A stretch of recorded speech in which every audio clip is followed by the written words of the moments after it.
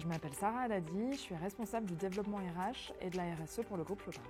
Alors déjà, le groupe Chopard rencontre de fortes difficultés de recrutement et notamment sur certains profils qui sont dits des profils pénuriques, dont justement ce métier de carrossier. Travailler sur un parcours de reconversion, ça permet de nous adresser à un public qui était jusqu'alors peu touché par nos campagnes de recrutement, puisqu'il s'agit d'un public de personnes en reconversion, donc qui ont déjà un passé professionnel et qui cherchent à changer de métier. Ce sont des personnes qui ont besoin d'une situation professionnelle stable et qui du coup sont ouverts à développer de nouvelles compétences, à s'intéresser à d'autres milieux professionnels que ceux qu'ils connaissent déjà.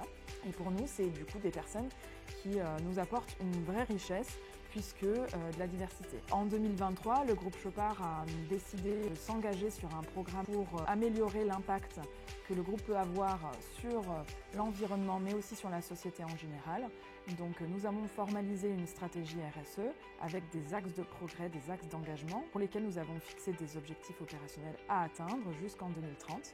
Le GNFA du coup c'est un partenaire avec lequel on travaille depuis de nombreuses années, initialement plutôt sur des filières d'alternance. Et le GNFA a été en capacité de nous proposer justement des modalités de formation innovantes et notamment ce programme de reconversion sur ce métier d'aide carrossier.